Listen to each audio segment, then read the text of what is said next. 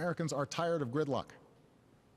What our country needs from us right now is a common purpose, a higher purpose. Scripture tells us that we shall not oppress a stranger, for we know the heart of a stranger. We were strangers once too. My fellow Americans, we are and always will be a nation of immigrants. We were strangers once too. What the Republican Party and opponents of President Obama's plan for fixing the immigration system do from this moment on will have wide-ranging effects for the 2016 presidential election cycle. Barack Obama, recently seen as being backed into a corner, has turned the tables on his challengers. And now everyone waits to see how smart the right will be in answering the challenge.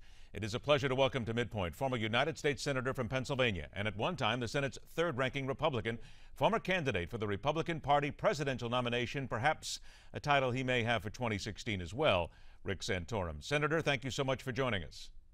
Thank you, Ed. Good to be with you. Senator, is it not fair to say that the GOP now has to be more cautious than ever before because, in effect, the president has called a bluff and in many ways he has backed Republicans into a corner? Well, the president has acted like a tyrant, and he has acted against the Constitution, and he has thrown the Republicans, he's thrown the country a curveball. We've never dealt with anything like this before. And so, yes, I mean, it's a difficult time. It's a time where the people, frankly, of both parties have to take a step back.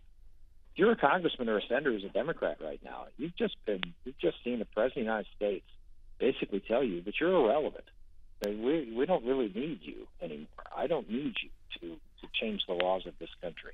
I can do what I want to do, irrespective of what you say or what you want in the Congress.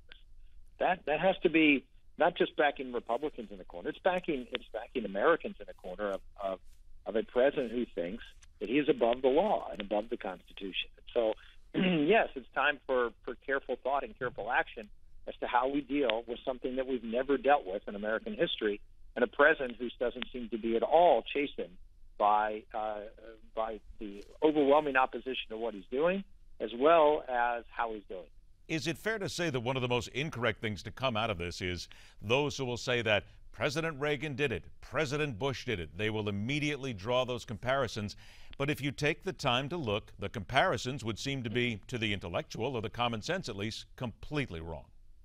Yeah, I mean, this is just a farce. I mean, this is what President Reagan and President Bush both dealt with a very small group of people, and they acted pursuant to a congressional act.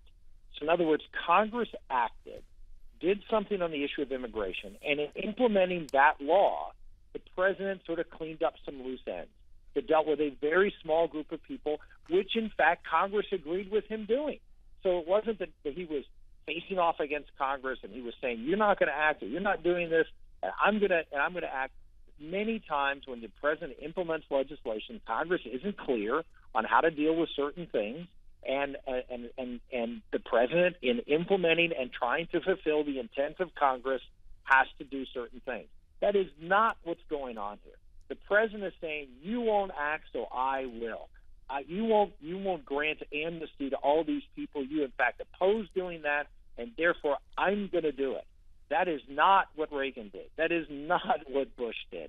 And you know, for people to take what is in the ordinary course of executing laws consistent with congressional intent, consistent with what the law said, that to say that is the same as standing up and saying, you won't act and I will, you won't pass the law, so I will change the law. That is a fundamentally different thing. Senator, I only have about 40 seconds left. How do the Republicans now fight this without being seen by many as racist?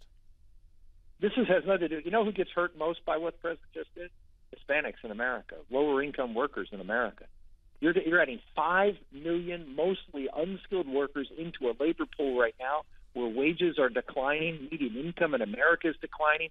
We are creating, maybe, if we're lucky, 2 million new jobs a year. And so we're adding 5 million new jobs, new workers, in addition to 1.1 new legal immigrants that are coming into this country every year, plus more illegals who will be coming because the president has now created a path to citizenship for whoever gets into this country. We are going to flood labor markets. We are going to hurt Hispanics. We're going to hurt blacks. We're going to hurt lower-income whites. And the president does this out of compassion. He is doing this as a slap in the face of every working American. And that is what we should be talking about. You have always been a fan of legal immigration, something I hope we get a chance to talk about again down the road. Senator, thank you so much for your time. I'll look forward to that. Thank you. All right. Short break and back with another angle on the president's challenge, Texas Congressman Joe Barton.